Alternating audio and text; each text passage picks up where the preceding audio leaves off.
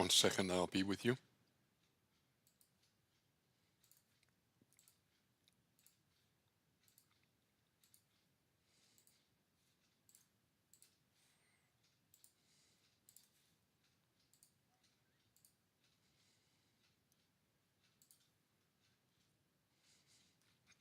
Excuse me. Just bear with me.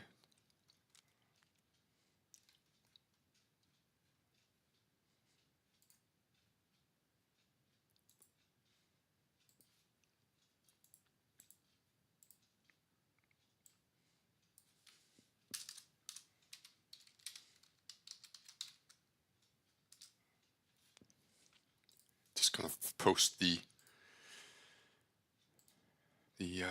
YouTube link. There we go.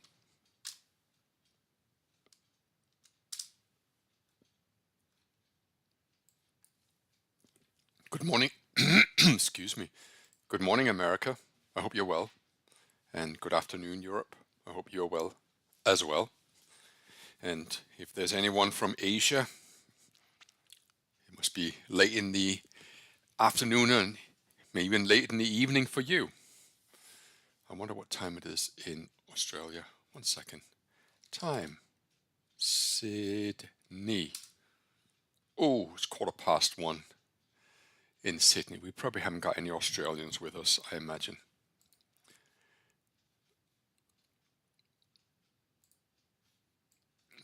Okay. The reason why I'm starting a little earlier is because I would like to go through something with you. And so this is the current status on the account.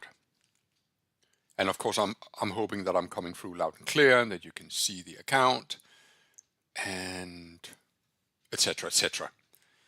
And we have got, let's have a look at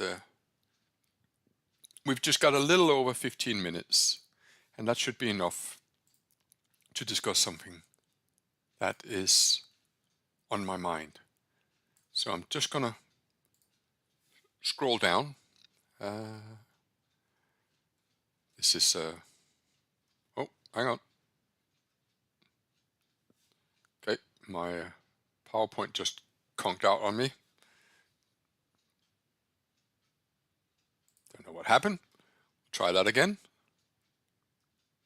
By the way,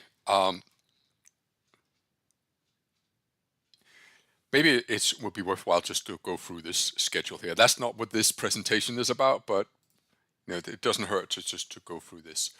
I trade live twice a day for the European Open and the US Open, but I don't have any engagement on Wednesdays. Wednesday is my day off in 2025. That's kind of the day where I'll do research or book appointments for, you know, whatever one needs appointments with, if anything. And then back to it Thursday and Friday. It wasn't because I didn't want to trade Wednesday, and I do trade Wednesdays. I just don't trade it live. And I'd like to show you what you can expect from me for the next 3 months. So we're currently here. And as you can see, it's pretty much business as usual all through January. But in February, I got some time off. Quite look forward to that. And then it's back to business. And then I'll send you a new schedule. But that's not what I want to speak with you today. What I want to speak with you today is, if I'll get to it. And by the way, this PowerPoint presentation that you're seeing here that is sort of the foundation of everything that I do. It was my intention to post that, not every day, but perhaps once a month, so you can sort of refer to it. Just for ease of use, has all my research. And this is the video from the weekend. No, that was the espresso technique. My God, how many freaking slides have I got in here? That was the weekend video, trade from chart software, etc., etc. Come on, we'll get there. There we go. Send as. Right, what happens now? Okay, so what happens now? I think it's interesting because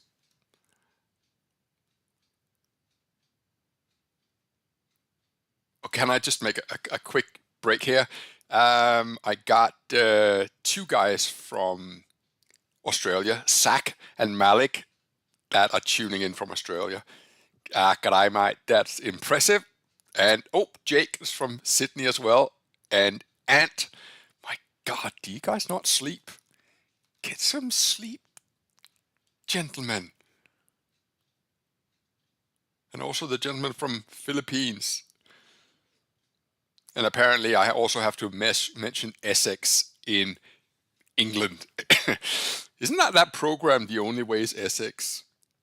Anyway, let's get to it.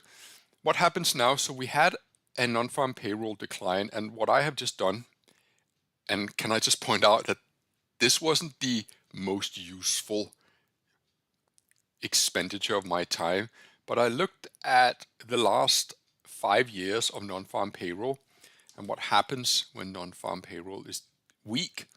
So we'll go back here. We started in April 2019. We saw a big push up, but then you saw a very weak close. And on the following Monday, the market actually declined. And that's just sort of one example. So this includes the overnight range, and it sort of culminated with when the market actually opened. The market actually sort of rallied and then went sideways. The next example I found was in August 2019. And there we saw non-farm payroll, big decline, and then a rally into the close on the Friday, and then a long push lower.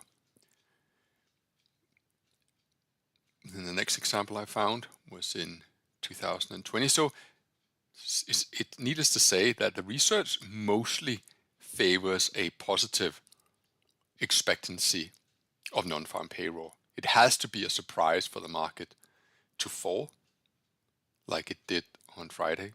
And there was a really weak Friday back in October 2020. No, I think actually this is January. Sorry. The month comes first in America. And then again, a change of tune once the market opens. Don't worry, I haven't got that many slides. It was just that I wanted to show you what I was doing for preparation. Big decline, and you see these two vertical lines. They're actually representative of the weekend break, overnight market, and this is the Dow Jones on a 10-minute chart, in case that wasn't clear. And then a reversal of fortune when the market actually opens. So oftentimes when you have a weak non-farm payroll, the market continues to be weak overnight, but once the market then opens, you often see a change in the trend, what some people will call a CIT, a change in trend. So it'll be interesting to see if we're going to witness that today. And then another example here, this is from April 2020. And I didn't find that many examples from there onwards. But you see here that was actually just an incredibly strong. It was a weak Friday, but then it's just an incredibly strong Monday. So what I really wanted to discuss with you in the next 10 minutes is I believe that there's danger ahead. So you might be thinking, is he talking about the financial markets? No, I'm not. I'm talking about myself. You see, whatever we think about trading, generating a 12% return in a week is an outlier. It may be something that I, as a reasonably competent trader, is somewhat accustomed to, although I also have my periods of drawdowns. But I want to warn you that being ahead can be more dangerous than being behind. And the reason why I'm saying that is because I believe that the mind tends to go into preservation mode. And what I mean by that is that preservation mode is another word for avoiding pain. And what I've found by observing my own thought patterns and my own behavior, I realized that there were times last week when I was hesitant to put on trades because I didn't want to rock the balance to the good start that I had had. In other words, and this is statistically proven by behavioral researchers, is that when the human condition dictates that when we are ahead, i.e. when we are doing well, we tend to become less risk inviting. But when we are behind, we are more inclined to, as the saying goes, throw caution to the wind. And so it's that old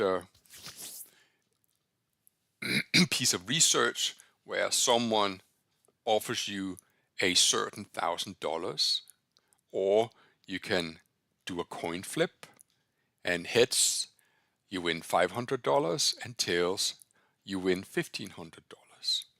And most people presented with this would actually choose the $1,000. Now, considering that the expectancy for this bet anyway is $1,000 anyway, then that is not an unusual pattern. But I could have swayed it a little bit and said, okay, heads you win $500, and tails you win $2,000.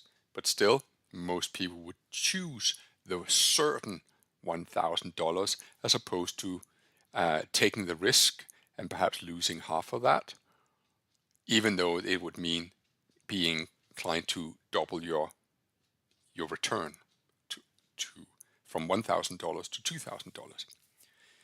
And everything I'm saying here in the next few minutes, I'm hoping that this is just going to stimulate some thought patterns of your own. Because we are rarely born with the right kind of trading mindset, yet it isn't difficult to achieve the right kind of trading mindset, but it does require that we are mindful of our behavioral patterns, our thinking patterns, and we take action to do the opposite. But taking action doesn't mean that we put on an outrageous bet. It can just be something as simple as we are beginning to be mindful of how we are reacting and how we can counteract that. So,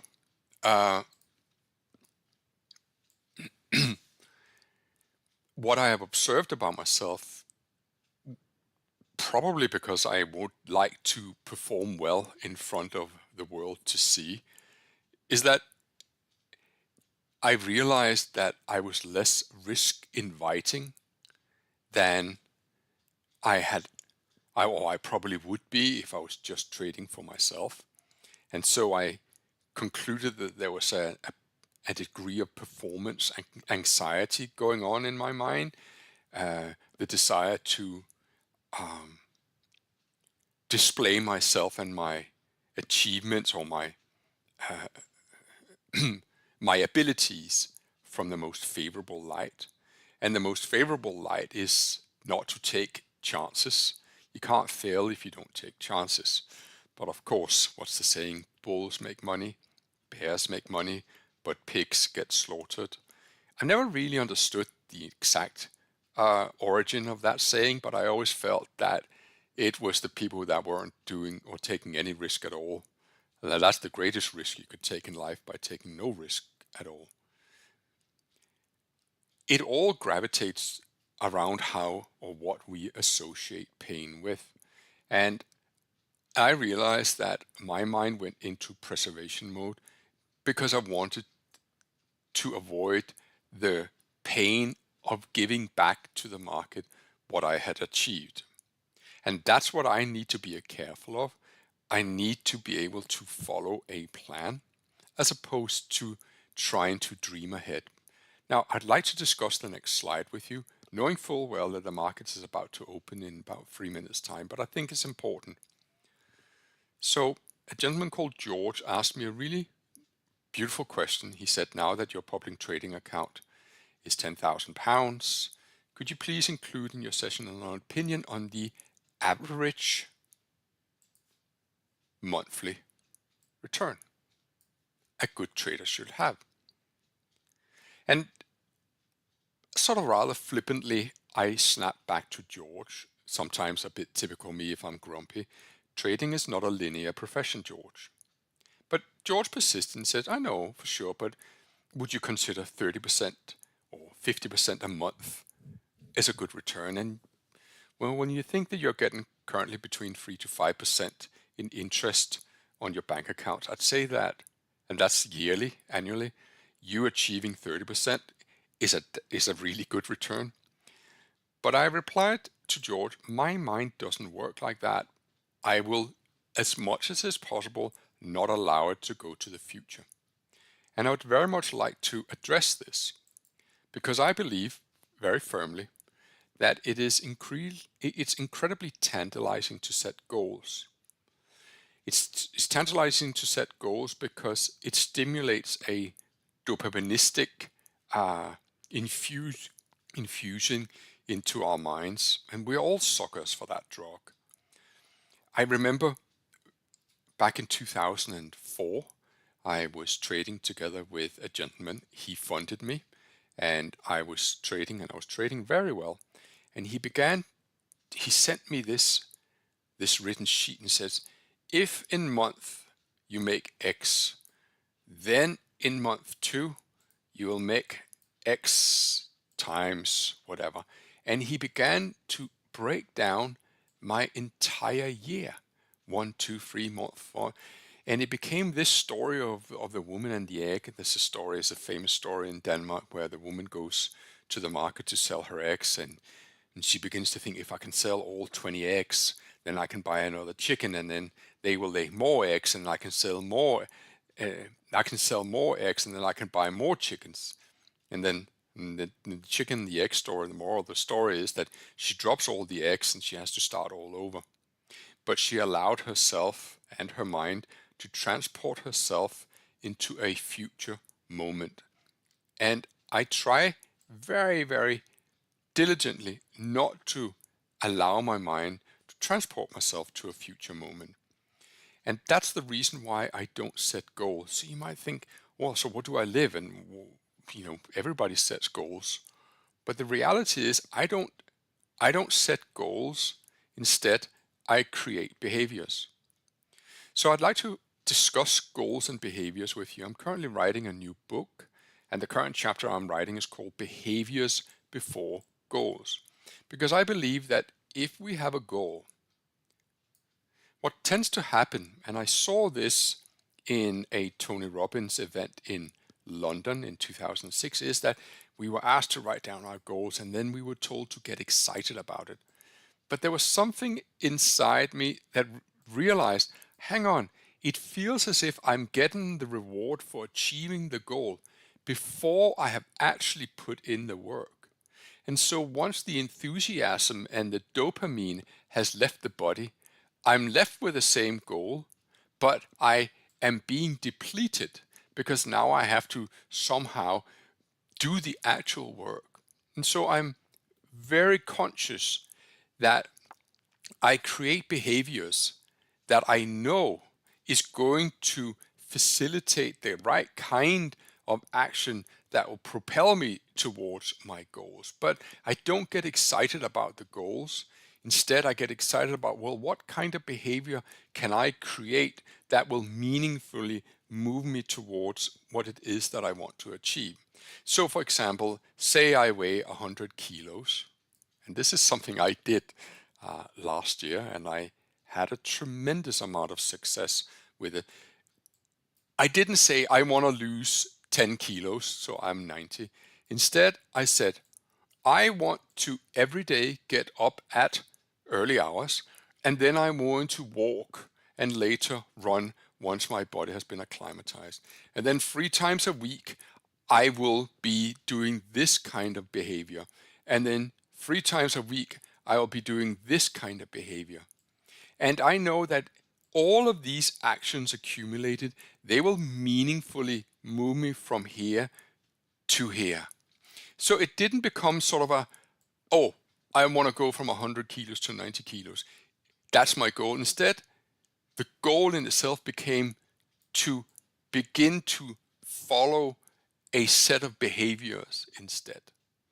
And so the relevance of this to trading is that it's all very well that we can dream about doubling our account, tripling our account, but how about we make a different kind of goal, that goal being every day we will keep an audit of our trades visually or write it down.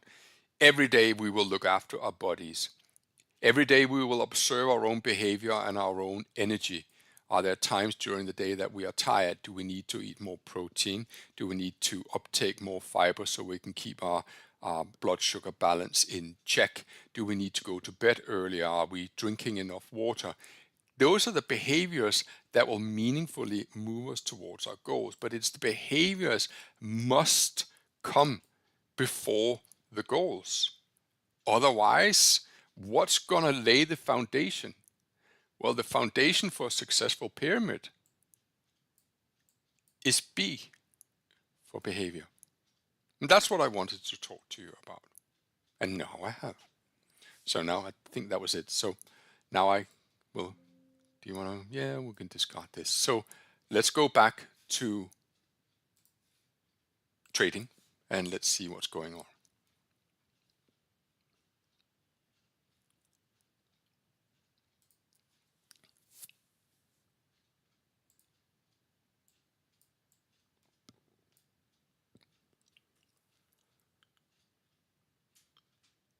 So one way that we can build the right kind of behavior, especially in trading, is to say, well, this week we will execute every single one of our trade ideas, school run, brunch break, etc. But if we have any kind of hesitation, trepidation, we're going to scale the trading size down to the very bare minimum so that the purpose of the exercise isn't necessarily to hope for a big move, but simply just the act of executing the trade over and over so that we are instilling the right kind of behavior. And then maybe next week when we've executed enough of this, we'll go 0.75 and so forth until we can meaningfully begin to increase our trading size, but done so in a manner that doesn't shake our sense of balance, sense of fear when we are trading.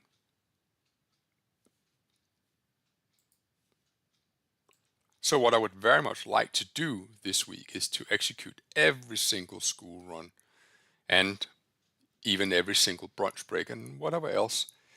But if the size goes down, just so that on Friday, in 5 days' time, we can say, all right, let's go through every single one of the trades that we executed. We didn't trade them in really big size, but we traded in a size for the purpose of building a new behavior. So there you go. Wow, I was really in a big profit in this Dow. As you can see, it's a rather small size. I just wanted to be short. But as the research showed earlier,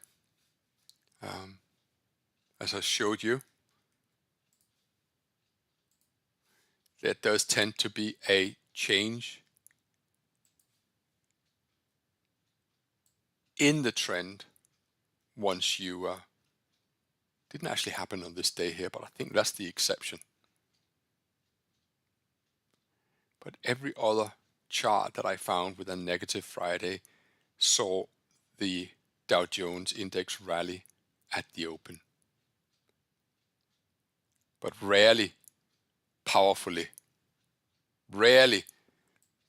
without presenting an opportunity to be short. Okay, here actually change in trend and very strong up.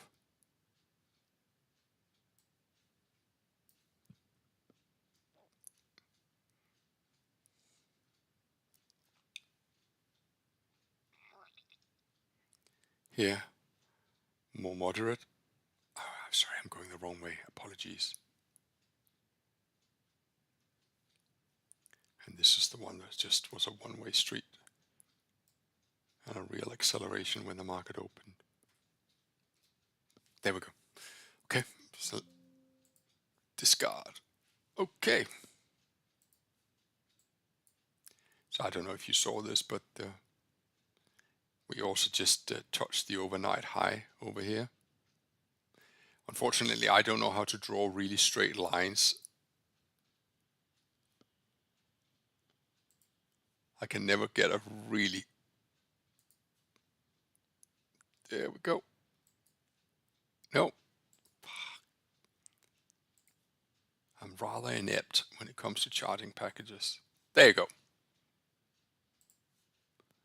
Let's delete that. But overall, I am bearish the market, and I would really like to not take any long positions. But I will for the purpose of simply just getting into the routine of executing one trade after another. So I'd very much like to talk to you more about behaviors, but let's just see what we can make of today.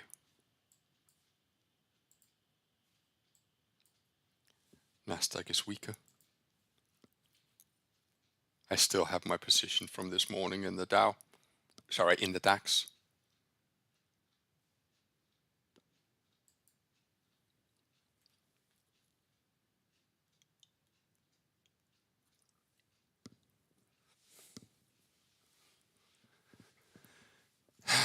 Yeah.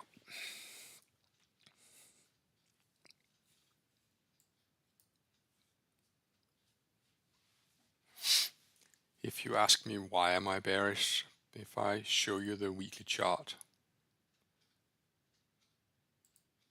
I think it's bearish that we are trading below that low that you're seeing here.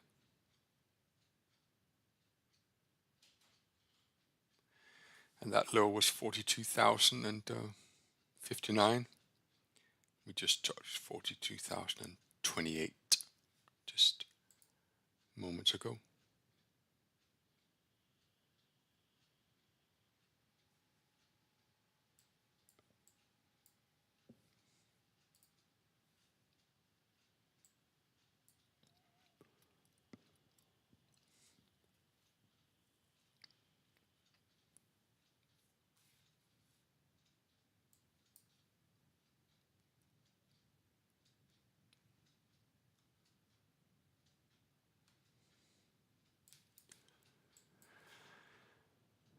This is the FTSE you're seeing here.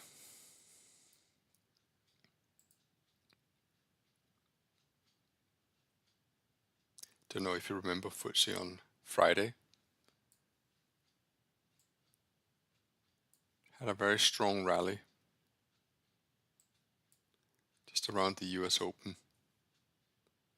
And I shorted right here. Could be an interesting sell short in the FTSE. Maybe up here.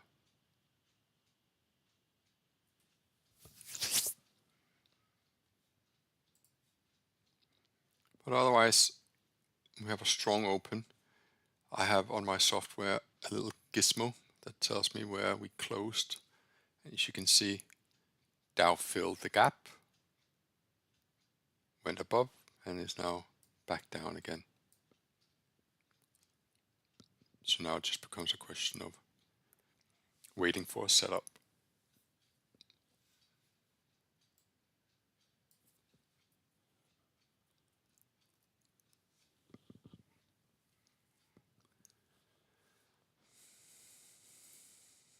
Nasdaq is much weaker. Of course, now I'm a little bit annoyed that I didn't keep my Nasdaq short from Friday. But that's always the case, isn't it, ladies and gentlemen?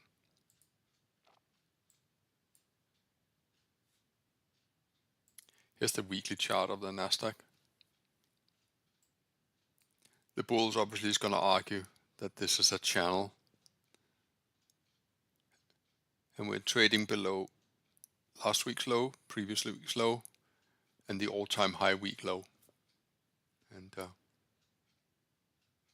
I'll argue that this is a buying opportunity, because every other decline has been bought up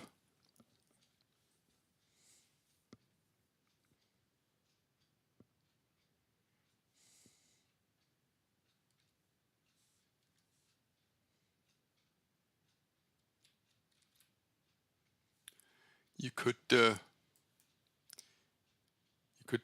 this little Elliott wave trick or wave analysis trick.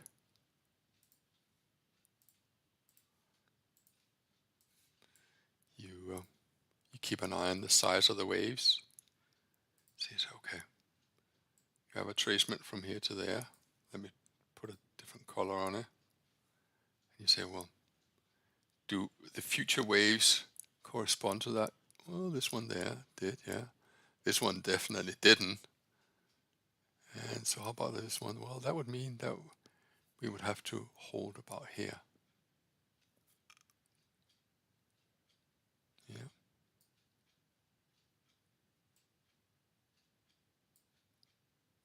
So these waves here, or these retracements, harmonic retracements, is well, as the word implies, they are harmonic. While I've been talking, the Dow has just surged back up.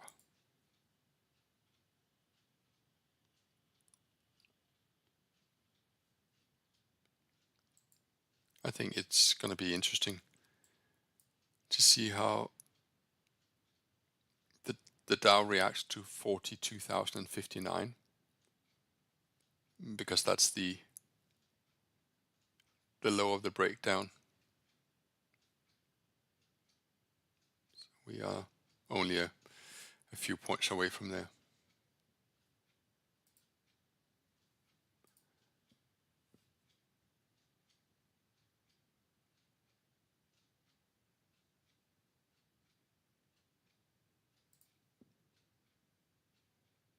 So that's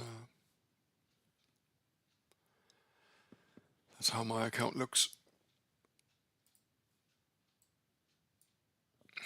If I was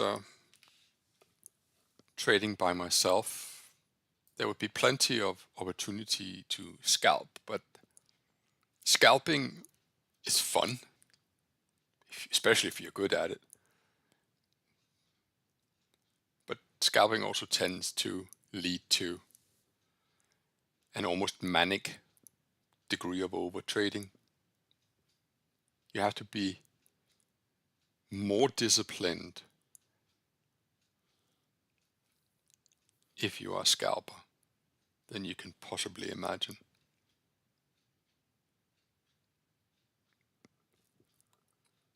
And it's good to have a structure to work from when you are scalping, such as I want to be a buyer below prior bar low, for example.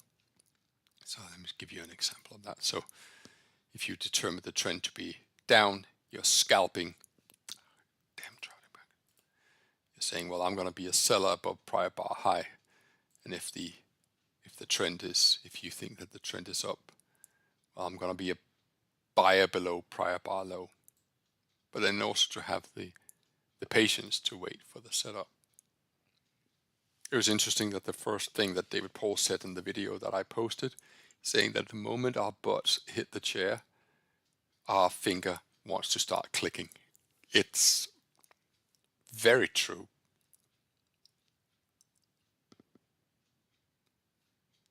So we're coming up to the fourth 5-minute bar.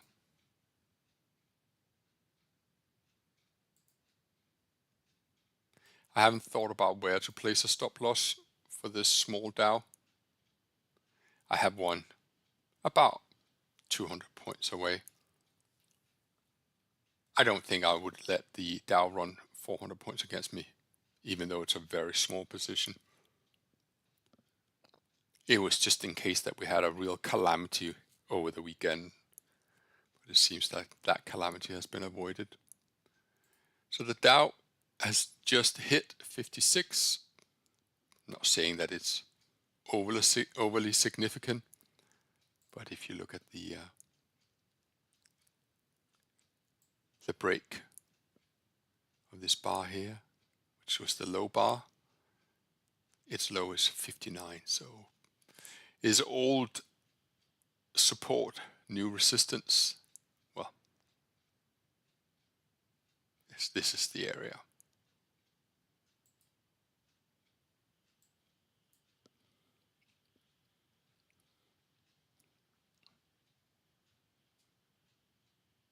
I'm going to swap over to a 15-minute chart.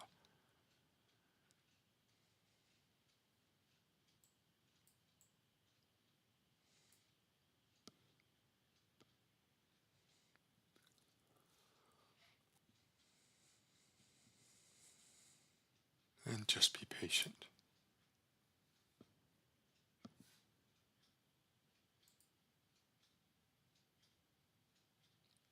What's actually quite interesting now is that the FTSE is trading at 8220.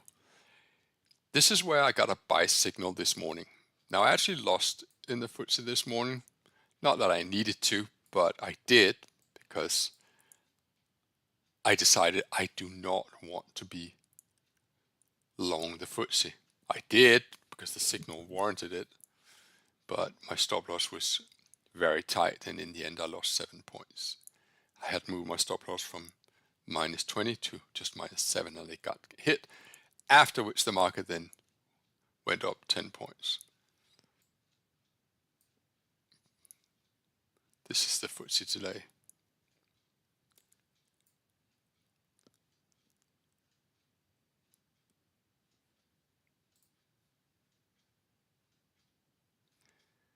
So this is probably one of those situations where, even though I say I'm not going to add to a losing trade, I would just consider this a base position, and I would implement a short position here, even though technically I am in an already losing trade, just so we are clear. This is my attempt to capture a market if it does begin to develop crash-like scenarios, and I would like to build on that.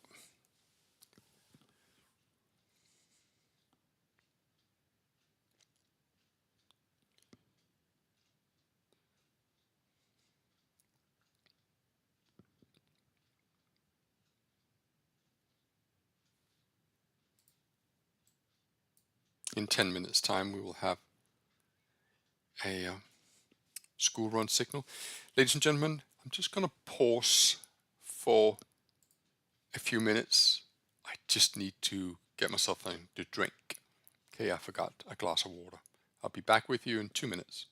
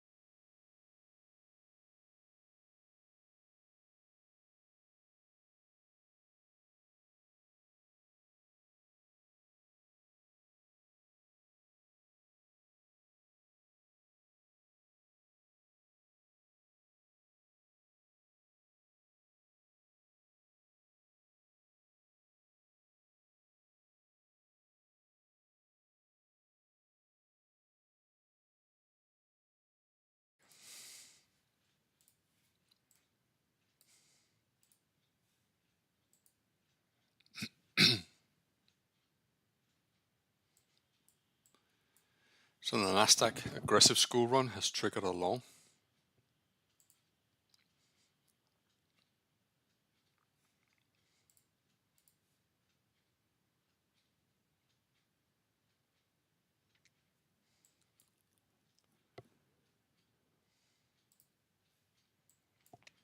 I'm waiting for school run and maybe a short position in the FTSE.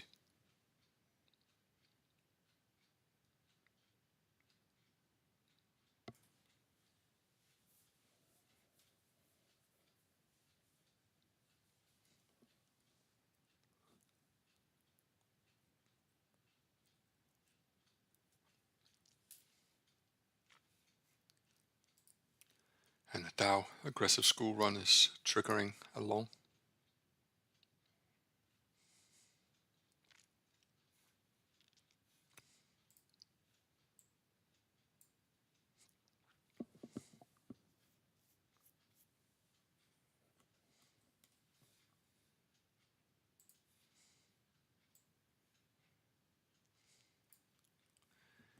So unfortunately, this is the consequence of trying to run positions. About 3 or 4 hours ago, I had about £500 in open profit. Now it's been diminished to just £80.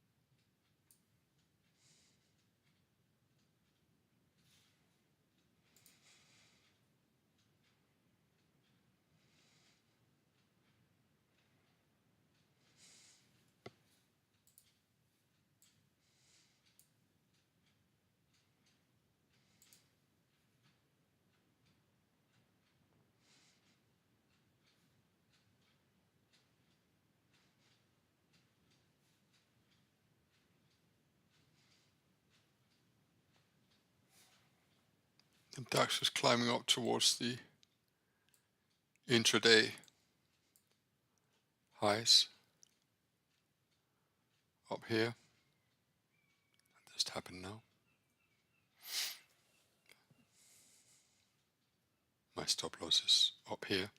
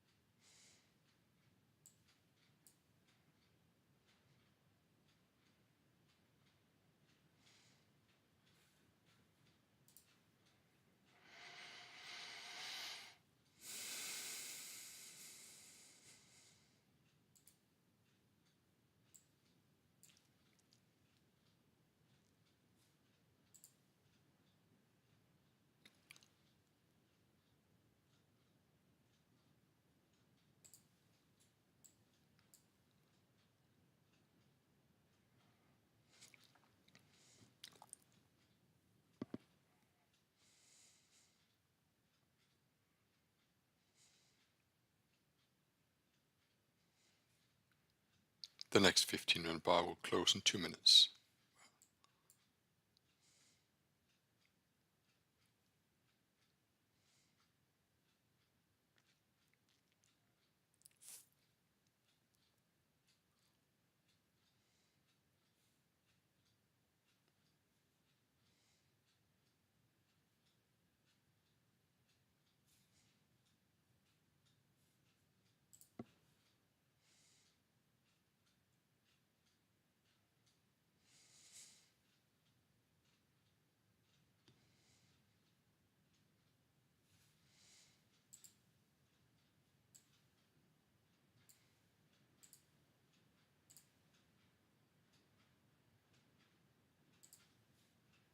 So all my open profits more or less gone.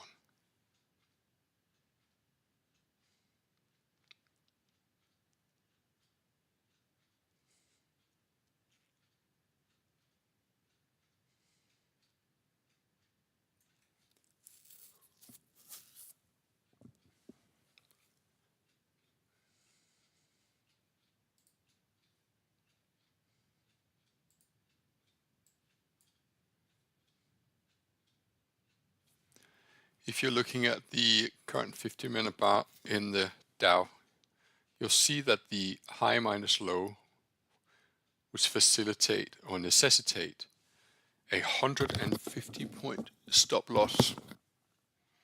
So in order to not risk more than 2% of the account, I would have to reduce the stake size. So say for the sake of the argument, we'll put it a pound a point.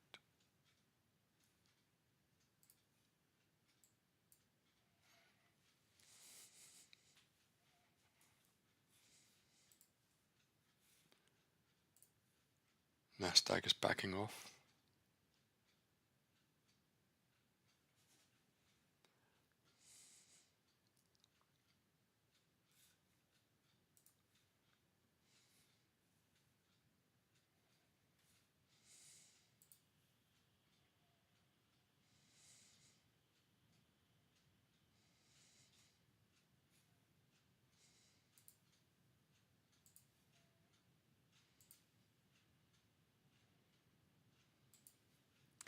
Stand by in the Dow for a long position.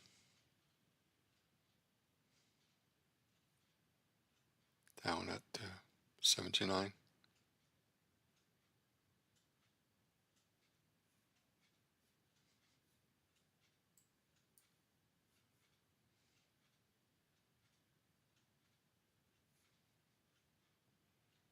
Stand by. Actually, I'm going to have to execute it like this because I don't want to close my... Did it hit it? I don't think it did it? No.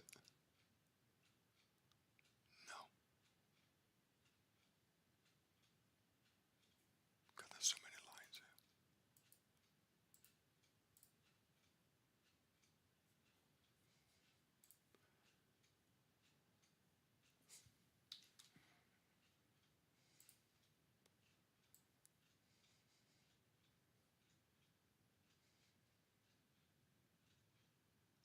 I'm buying the Dow here.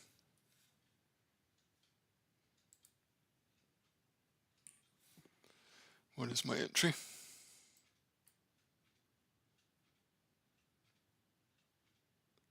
$42,082. I haven't put a stop loss in yet.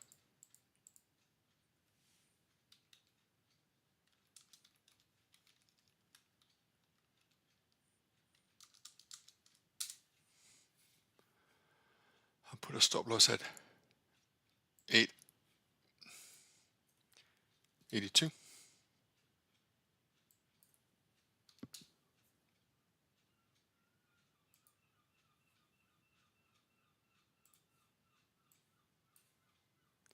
So essentially what I've done here is I've tried to buy a retracement on a very strong move up on this bar here.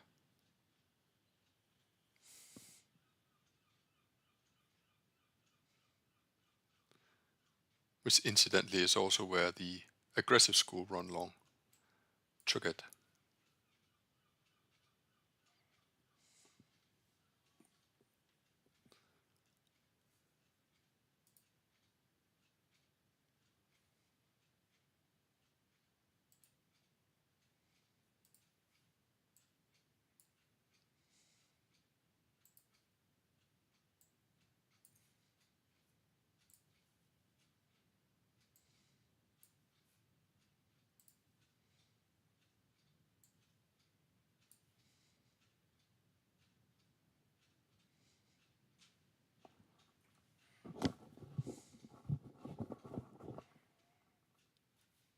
So this is me actually running two positions at the same time. Longer term bearish right now, just bought a retracement in a strong bull trend. And if we get above this high here, let me get rid of this Fibonacci. I will take a long position in the Dow at 42,148 as well.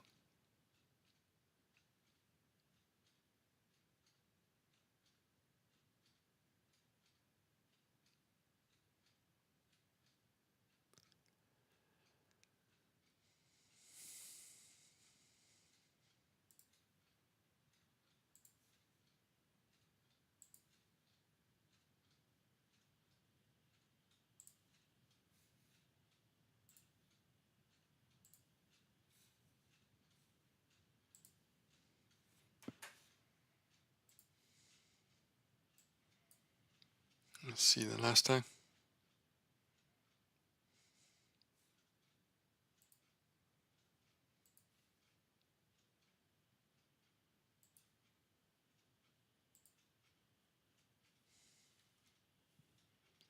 So stand by for a long position in the Nasdaq above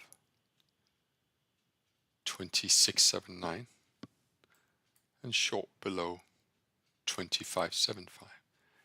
I'll be trading it in a smaller size because the stop loss is big. It's more than 100 points.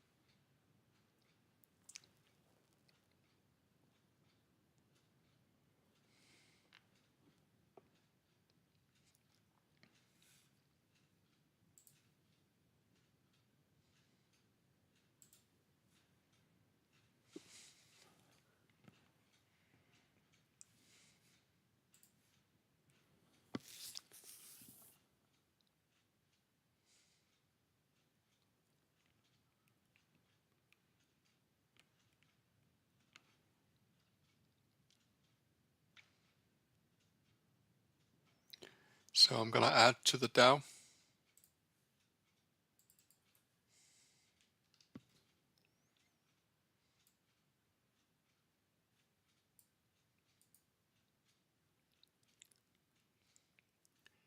If the Dow gets above 42,141.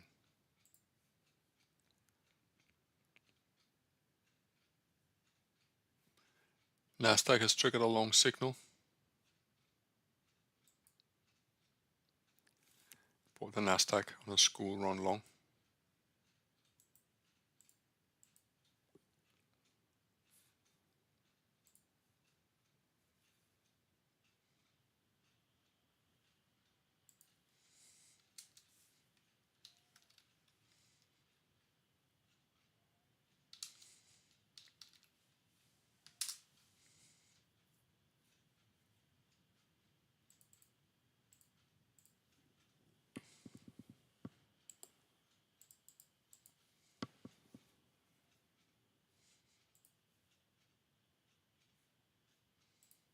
So that's a school run long that has triggered here, and I bought it.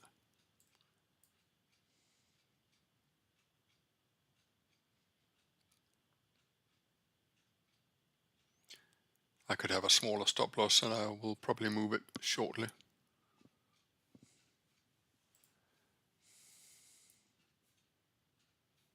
So the high of interest from the Dow is 42,141.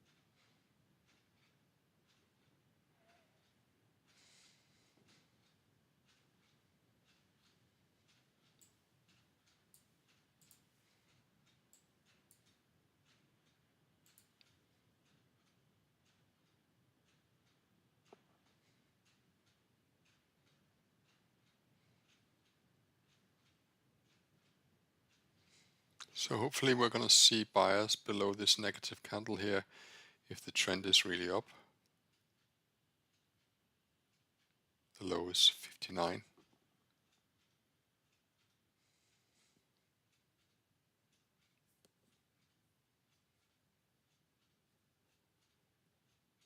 Otherwise, the school run short will dictate a short below 41,997.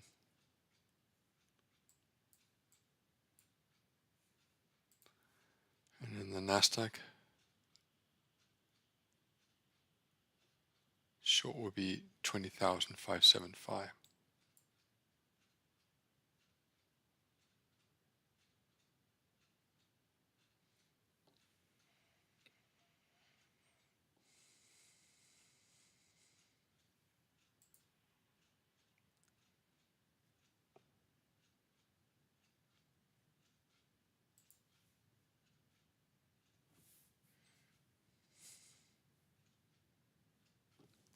The FTSE didn't give me an opportunity. I was waiting for an opportunity above 30. So I would like to be a buyer of the FTSE. I'm buying the FTSE here at 1819.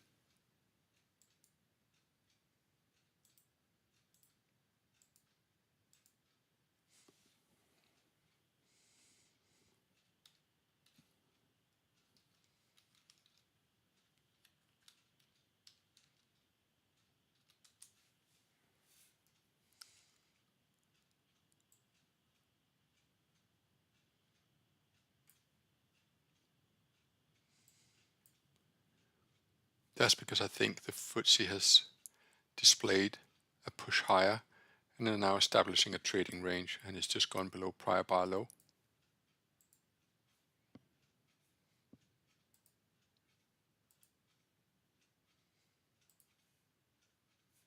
So here's status. I got a long position in the FTSE, one in Nasdaq, and one in the Dow, which is kind of surprising considering I'm bearish.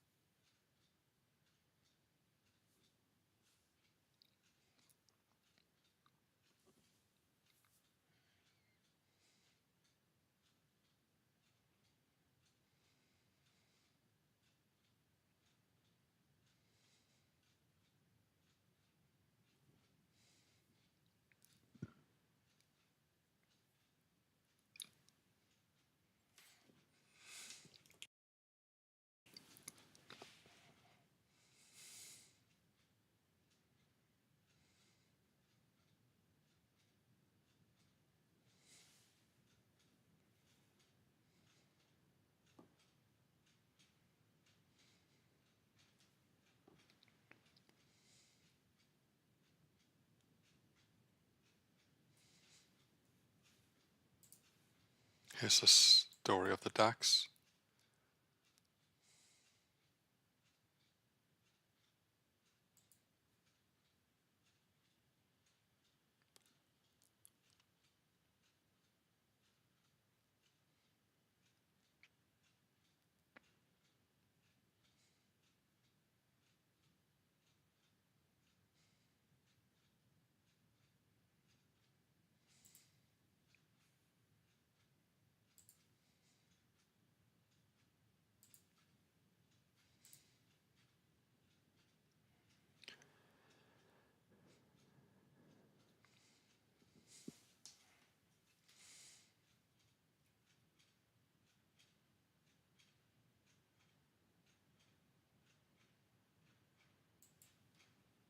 I just put an order in to buy some more FTSE at 22.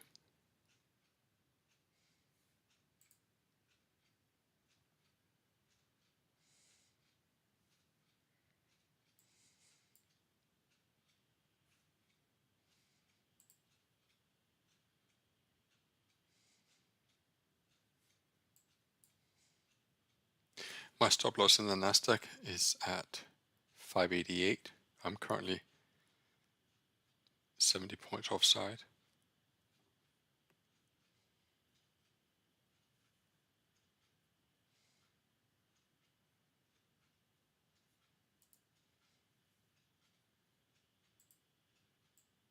So there's two stories.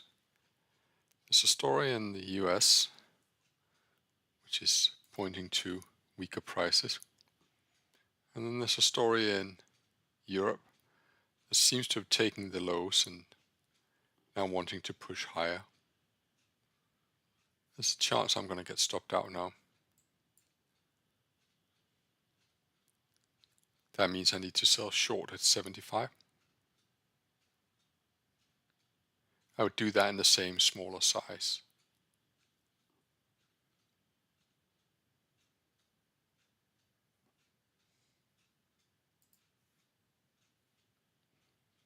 Ooh.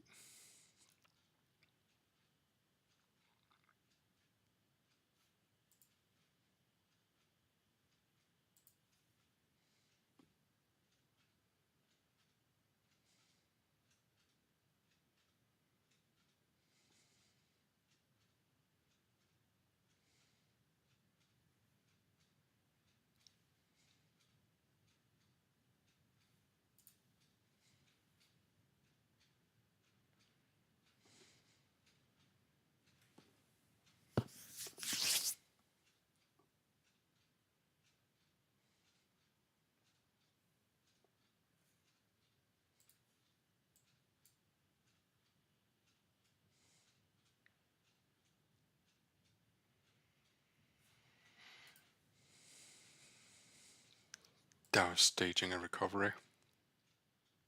Interesting to see where it held just below prior bar low. Look at the 15-minute chart. Prior bar low hit. Prior bar low was 32, went as low as 27. And we're trading higher.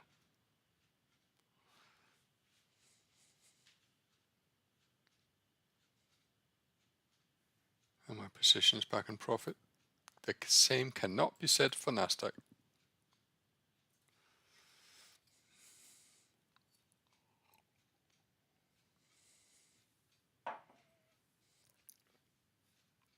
Yes, I've been filled on my second FTSE.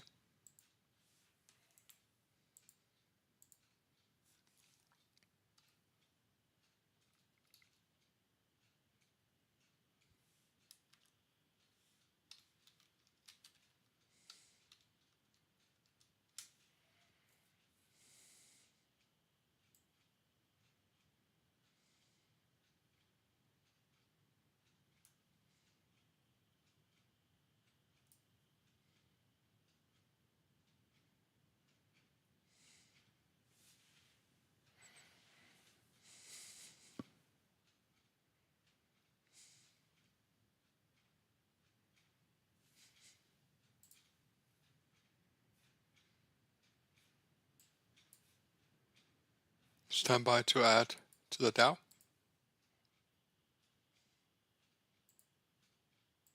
I'm buying the Dow here at 27.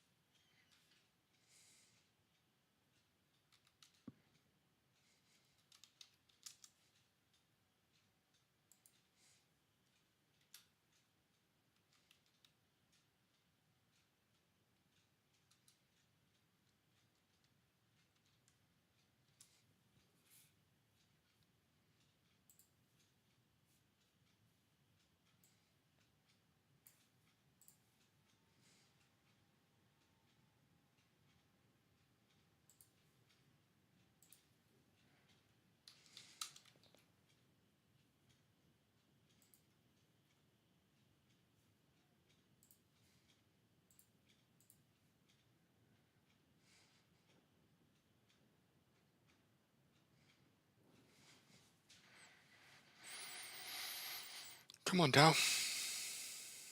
New highs.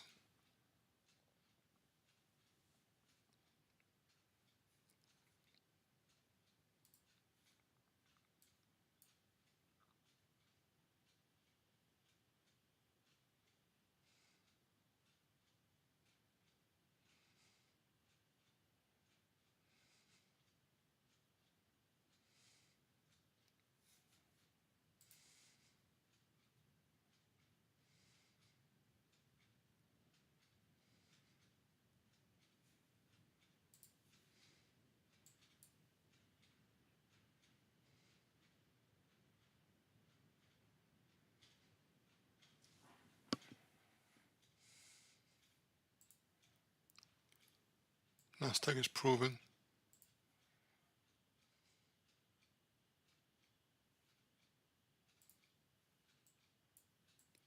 DAX is seeking new high ground on the day.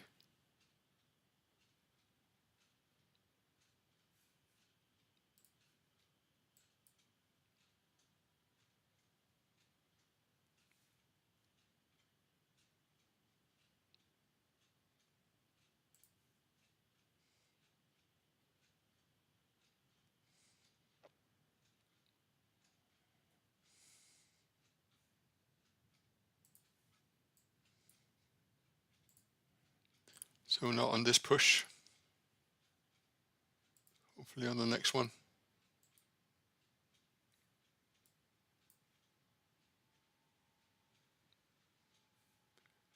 FTSE pushing higher.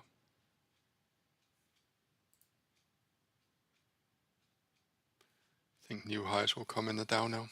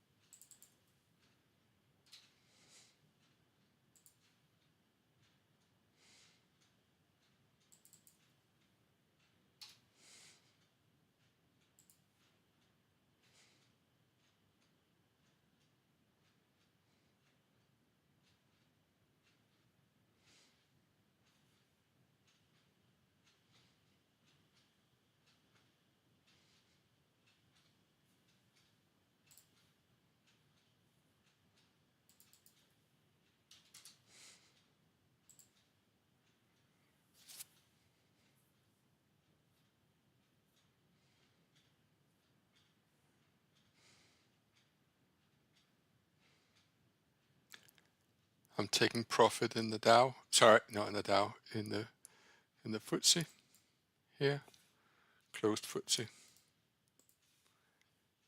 And I think I need to, so I've been stopped out of the Nasdaq.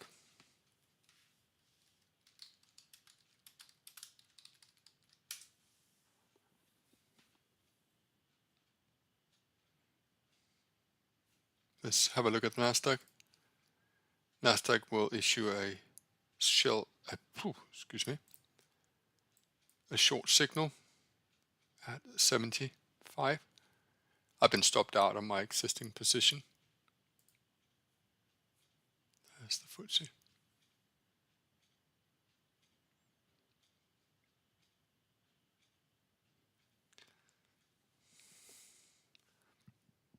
So it's a bit of a mishmash of trades, some good, some not. Hasn't done overall much to the P&L.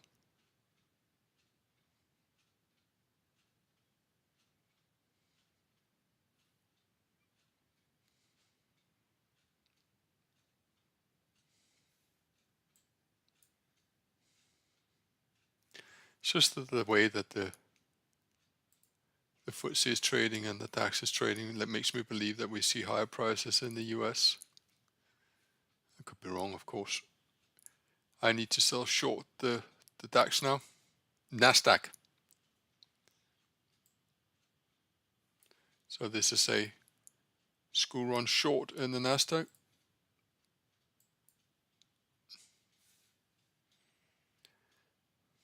Let me just make sure I got the right size. I have.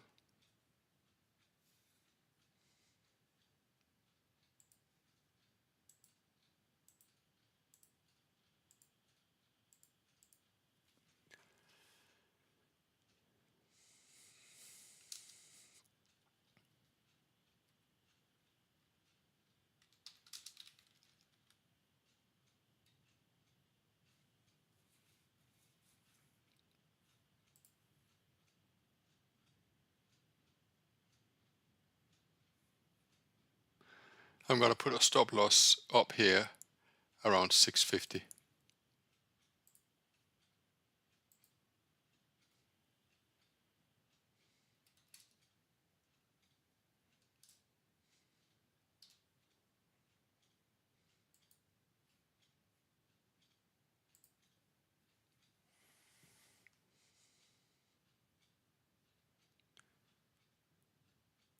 I've also been stopped out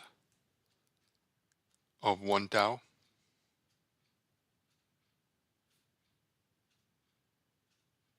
So if we're looking at transaction, you'll see I just stopped out here in the Dow at 45. And the FTSE keeps pushing higher. All right, fair enough.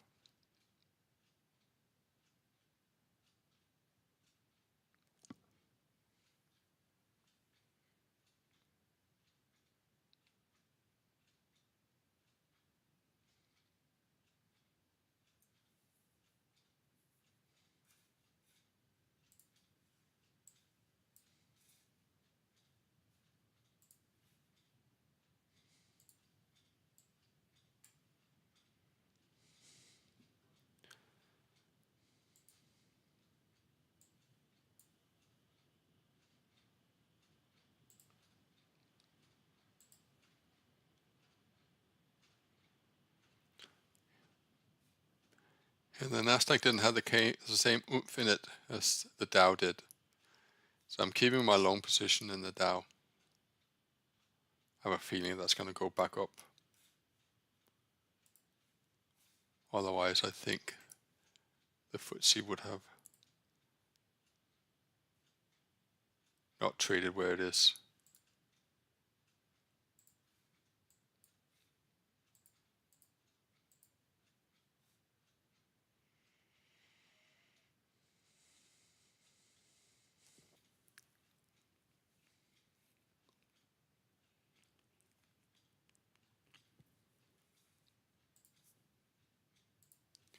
So lost in the Dow, lost in Nasdaq, made some in the FTSE.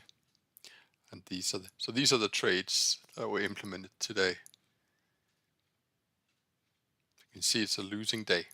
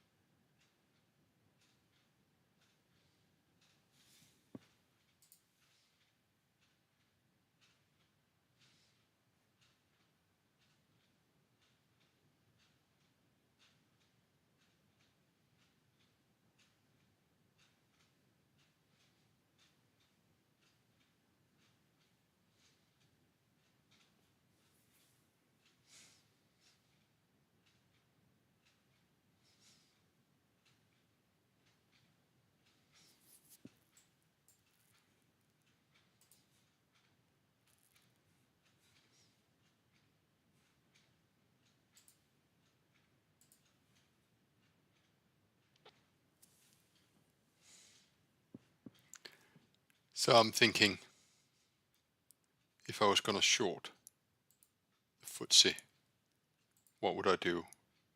And then I'd also consider, well, what if I just went long?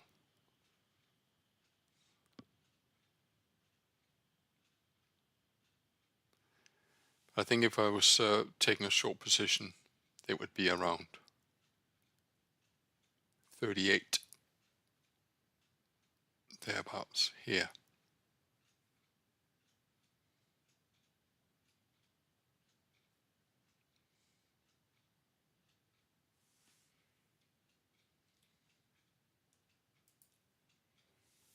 Something like that.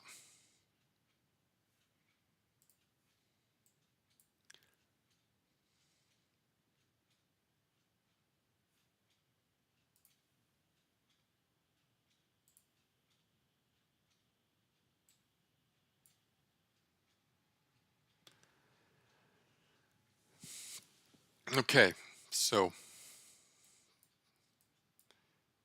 disappointing day, considering that at its best my account was up 17% with open profits, and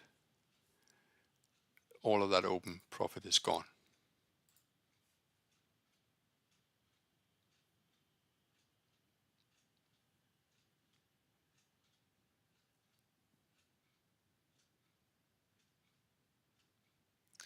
So I got a short position in the DAX, short position in the Nasdaq, sort of a bit of a mix in the Dow.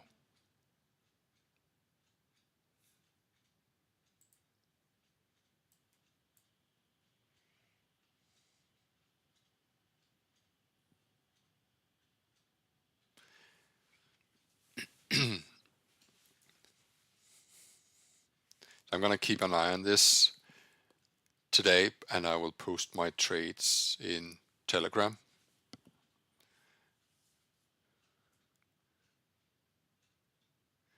The way that the FTSE is trading and the way that DAX is trading makes me inclined to continue to be a buyer of the Dow.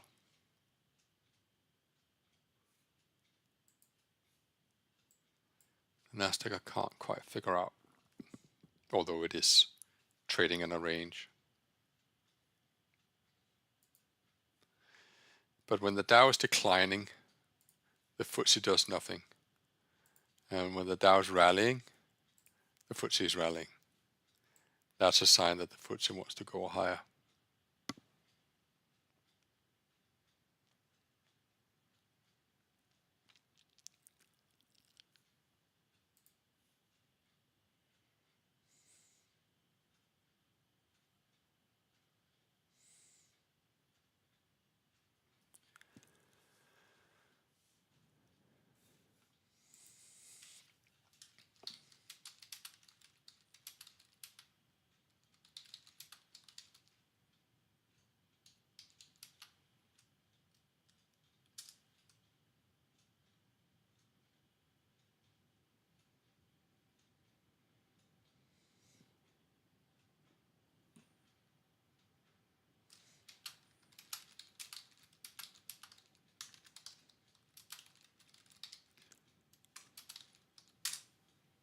So I'll post my open positions.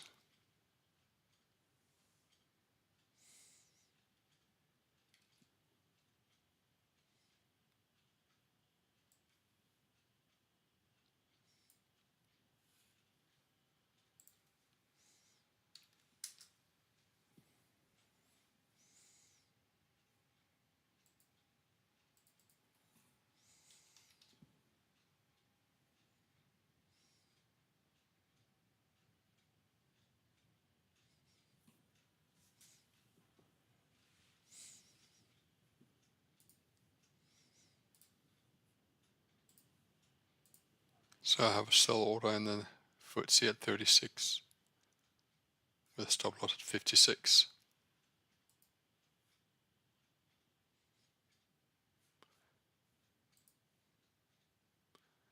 And the Dow is moving again. relatively certain that the Dow is going to take out the highs of the day.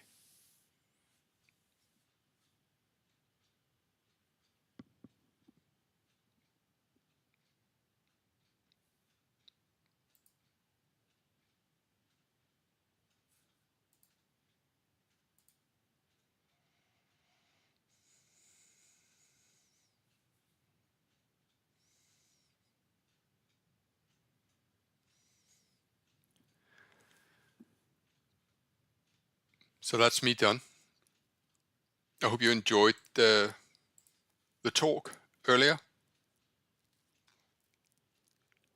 There wasn't much to enjoy about the trading, I think.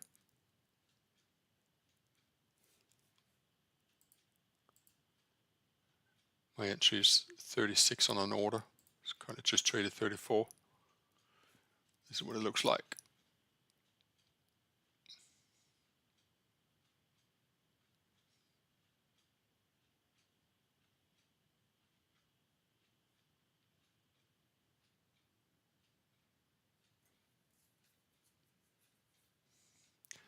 My short order is just above these old highs here.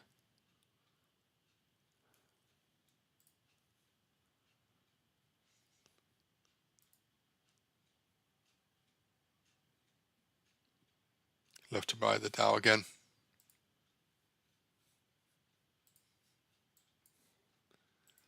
As I said, I think the Dow will make new highs.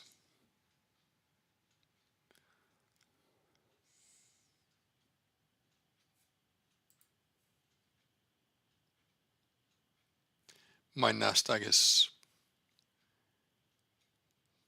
just teasing me, and I think it's going to stop me out again. So that'll be 2 losses in a row in the Nasdaq. Here we go. Yeah, stopped out.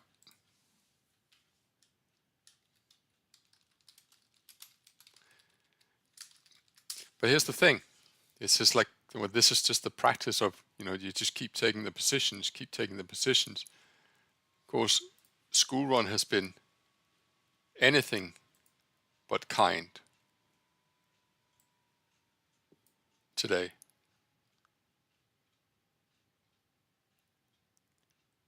It triggers long, stops you out, triggers short.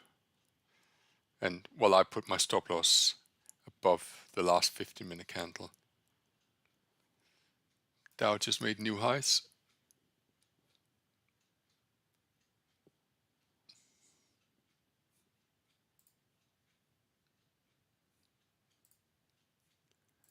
I'm surprised I'm not filled in the FTSE.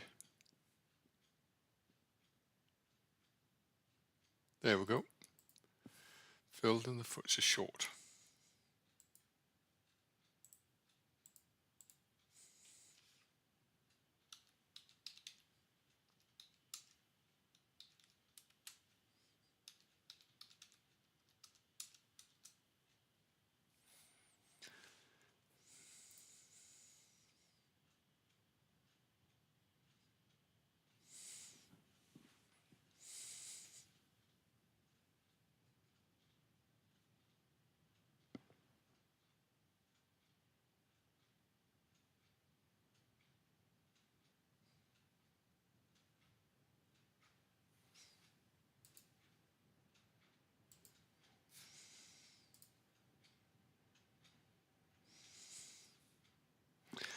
Okay, ladies and gentlemen, that's me done. You can follow these positions. I'll manage them in Telegram. It's a last view of what's going on. Short DAX, short FTSE, and then a mix in the Dow. Thanks a lot. Thanks a lot for being here today. It was a pleasure, even if it didn't quite go my way. Left a lot of money on the table. Maybe this morning I should have just said, yeah, that's it. I'm up 6% for the day. Thank you very much. But there you go. That bloody mind of ours. All the very best. And I will see you tomorrow. Bye-bye.